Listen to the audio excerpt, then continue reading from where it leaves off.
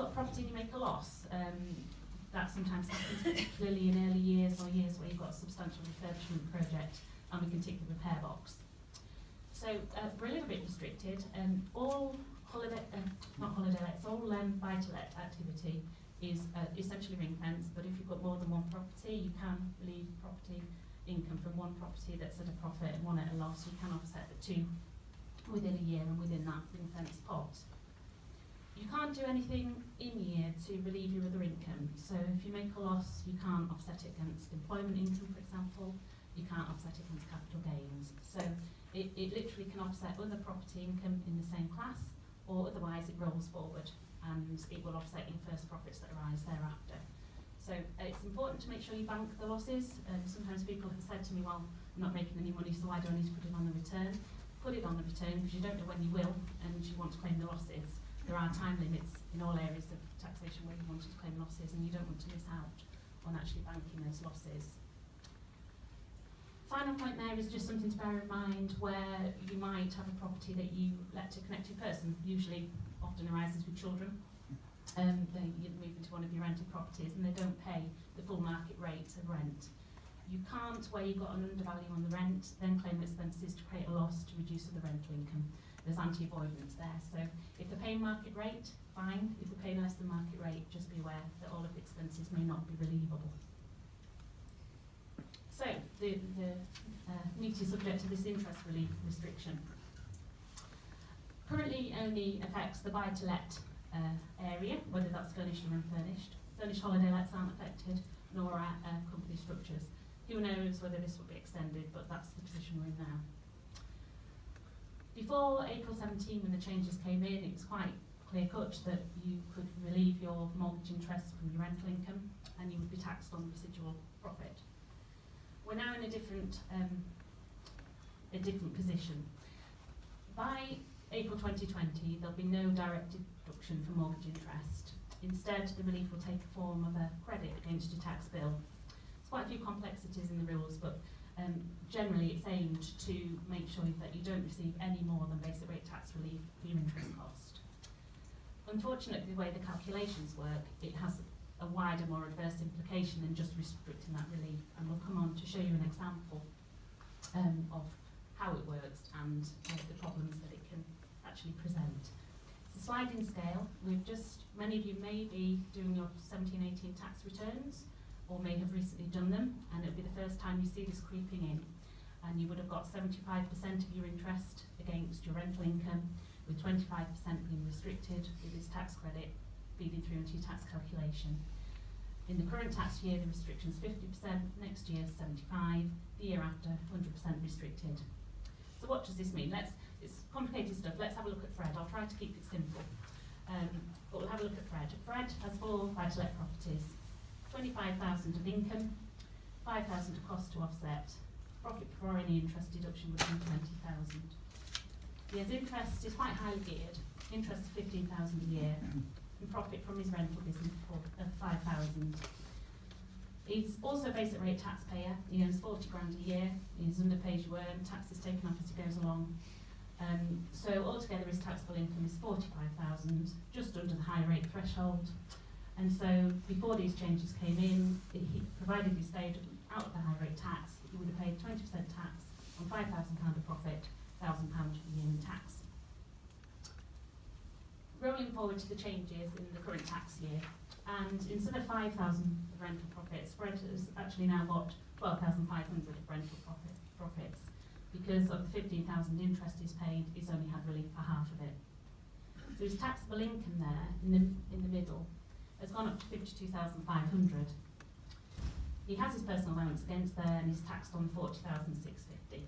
The calculation, as you can see there, takes him into high rate tax, and that's because by restricting the interest, it's moved him into a different tax bracket.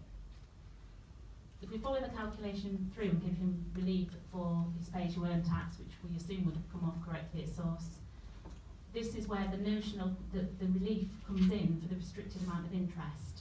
So the 7,500 that's been restricted gets a 20% deduction, £1,500 off his tax bill, but now he's paying 2,230 on the same level of rental profit than he was a few years ago. And the extra cost there of 1,230 is this higher rate restriction at 20%, and that's how it's feeding through to limit the relief to just that 20% relief.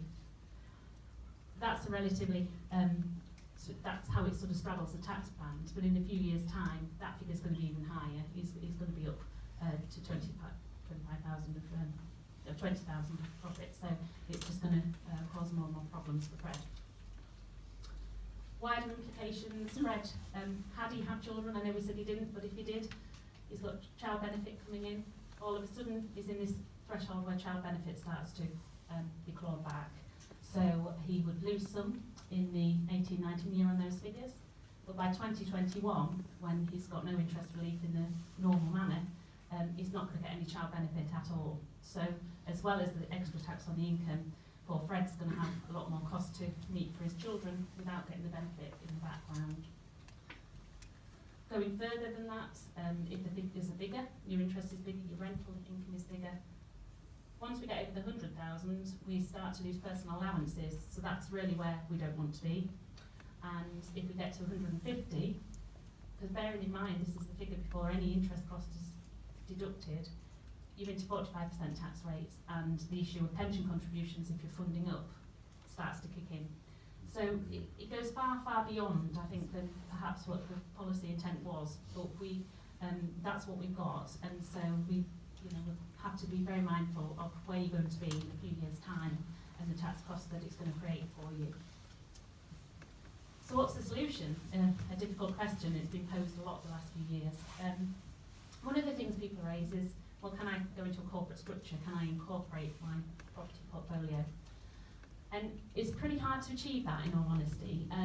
You need to, in order to access that route, you need to have a property partnership already established, and just joint ownership of property does not give you that partnership as a default. So there's quite a lot of lead-in to being able to sort of get that position. The advantage of being in a corporate structure would be that these interest restrictions don't apply in a corporate structure. The problem is of moving the portfolio, you've got a few tax hurdles to get over. The first one is because the company you form would be connected to you, you've got a capital disposal as soon as you try to move the property. And that means a capital gain at market value, based on market value of the property when you move it, and therefore you would crystallise a significant tax cost without any cash, what we would refer to as dry tax charge, which is really not usually wanted. There are some provisions too, if you can establish that you've got a property business and it's a genuine partnership and a genuine business, there are potentially some capital gains tax provisions that allow you to defer the capital gain into the base cost of your shares for the company. So it doesn't remove it, but it certainly stops it crystallising at this point in time.